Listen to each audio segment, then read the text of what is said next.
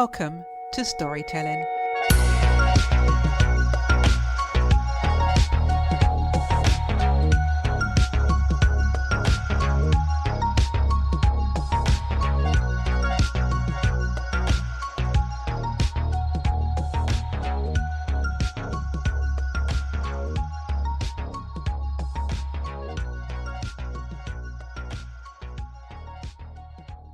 This week's guest is the visionary founder of Portfolio People.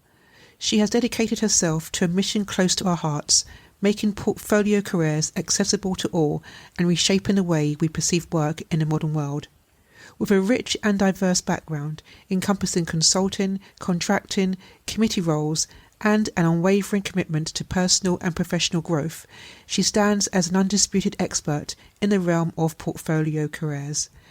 Today we're delving into a subject that connects us all, our names. So join us for an enlightening conversation as we discuss the fascinating exploration of the significance of our names. Please welcome Rupa Datta. Hello Rupa, and welcome to the podcast. Hello Debbie, great to be here. Thank you for inviting me. Rupa, why are names so important? For me, Debbie, names are the essence of somebody's identity.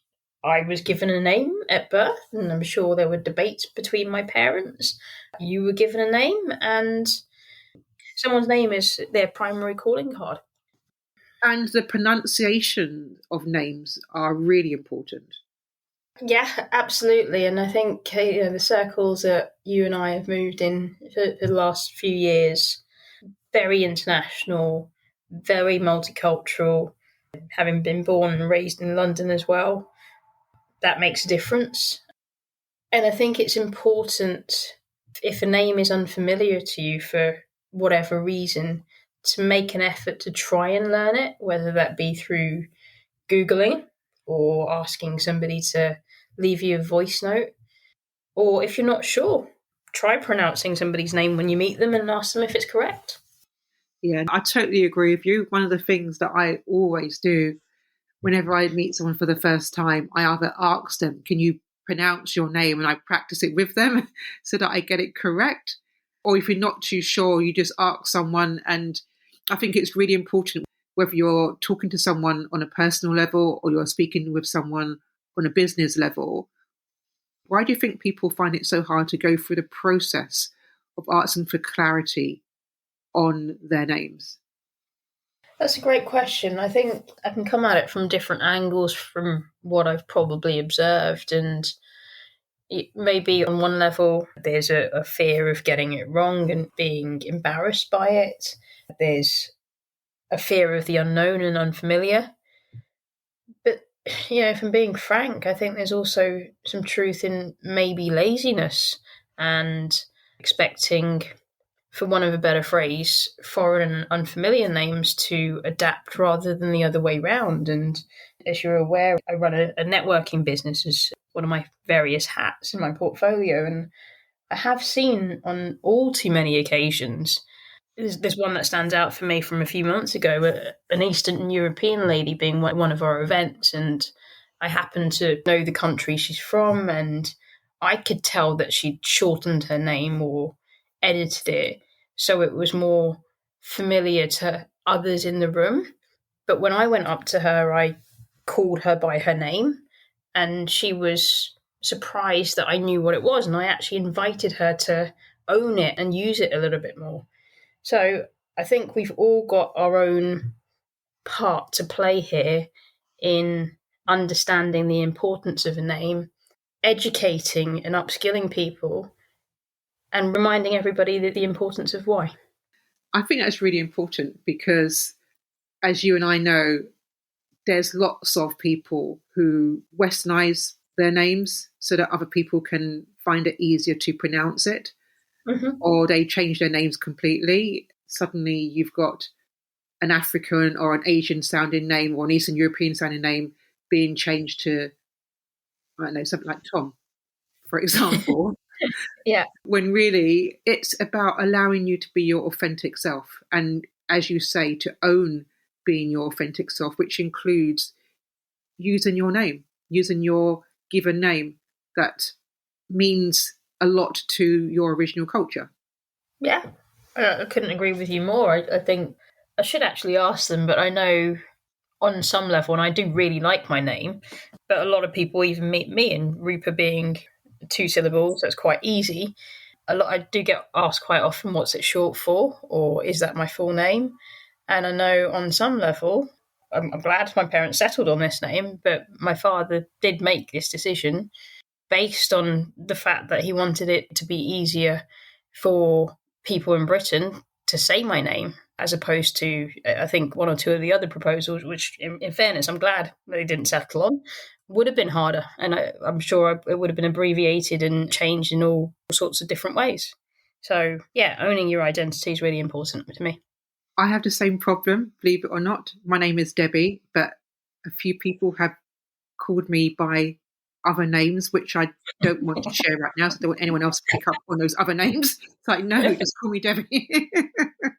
Why do we allow other people to have such an impact on our names?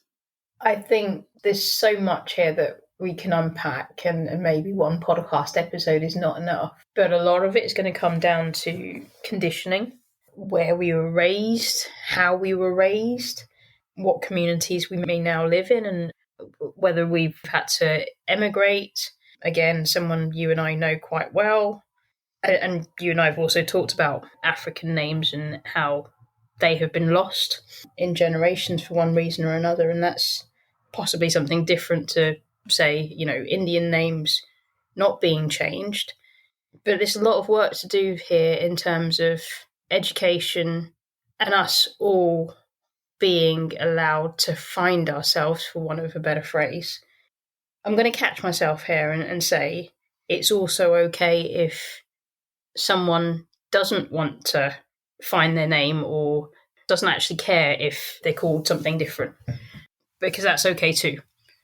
So it's not for me or you to judge if someone says, okay, well, no, my name, this person calls me X, this is the name I was given at birth. If they are truly comfortable with it, it's not for us to judge or make decisions. It's their decision. Yeah, I agree with that. And I think it's also part of a lot of the buzzwords around right now are equity and inclusion. And being able to pronounce someone's name is part of that. How can we navigate names and pronouns with respect for others? I know before we talked about asking individuals how to pronounce their names, but what other tips would you provide to someone who's maybe they're in a meeting at work, maybe they're at a social function, someone's got a name which they can see written down, they feel a bit uncomfortable asking the individual how to pronounce your name? What steps could that person take to actually overcome that? The online world, actually, funnily, has probably helped with that. And, you referred to pronouns, as many of us have seen in the last 2 or 3 years on LinkedIn, or the renaming of yourselves on Zoom. You can put what you want. And I think if we were to use those tools, or we use those tools more, it opens the door for a conversation. And I remember actually being in Europe with a friend and my brother, and they were explaining a few examples of things to me. One in particular said, from now on, I'm going to rename myself in this particular way in Zoom meetings, because all it may take is for somebody else in that call of 100 people to feel included when they know that somebody is giving them the opportunity to start a conversation. And that conversation may go in a positive way, it may become a debate, but at least it starts a conversation. I think on instant messaging tools like WhatsApp, Slack, and maybe even on things like LinkedIn, even with a 2-syllable name, there's value in me adding a voice note of how to pronounce it. And also, you can, on a lot of these tools, add the spelling of how it should be pronounced as well. So using those tools, but also making other people aware that it's there. I think that's really important. I mean, I think when you're speaking to someone and you use their name, it communicates to them that we care about that person. We're genuinely showing interest and we're demonstrating that they matter. And Yes. I think that's really important. So, Rupa, we've spoken quite a bit about the use of names, why it's important to use someone's name, and how using your name can demonstrate you being your authentic self.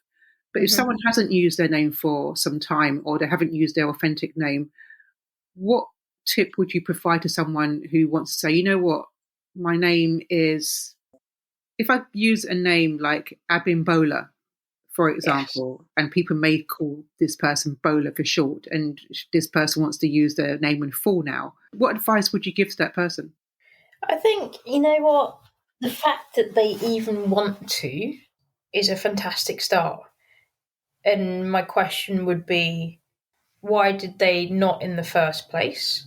Again, some people prefer nicknames and are comfortable with abbreviated names, and if that's the case, then cool. But what is it that's changed for them to say, no, I actually want to own my full name from now on, and that's how I'd like to be addressed? They need to be honest with themselves first. I think it's only a good thing. And if you think of scenarios where multiple people are being introduced at the same time for the same reason, and a very typical anglicized name or a very typical Western name is said in full, yet unfamiliar names are abbreviated, that to me speaks volumes. So it comes back down to, yeah, you open the door when we're talking about the DEI stuff. You know, diversity is one thing, but equity and inclusion, I don't claim to be an expert in this in any way, shape, or form. But if we are all equal, let's start with the fact that if a person wants to be addressed by their real name, then they should be, and the other people around them ought to make an effort as well. And the same applies if you and I go to a different part of the world. I mean, happened to be on a call in the Middle East yesterday with some colleagues from other parts of Europe and another colleague from Pakistan, and the introducer made a good point again of checking after they had a go at pronouncing our names whether or not they pronounced it properly. So it works the other way. I think it's just in some parts of the world, I felt more respect for people's names than others. Yeah, and I think that's the thing. We're demonstrating respect for each other, and it all starts with our names. Rupa, I just want to thank you so much for coming on and for discussing what we both agree is a very important subject. And I want to thank you for being a guest on this podcast. Thank you very much, Debbie, for inviting me, and I'm sure we will continue this conversation both offline and perhaps, who knows, in a few months things may have evolved and we've got something else to say on this matter. Totally agree with you. Thank you very much. If you would like to add your comments to the conversation, then please do so at debbiewilliamspodcast.com. And if you would like further details about Rupa, then please follow the links in the show notes.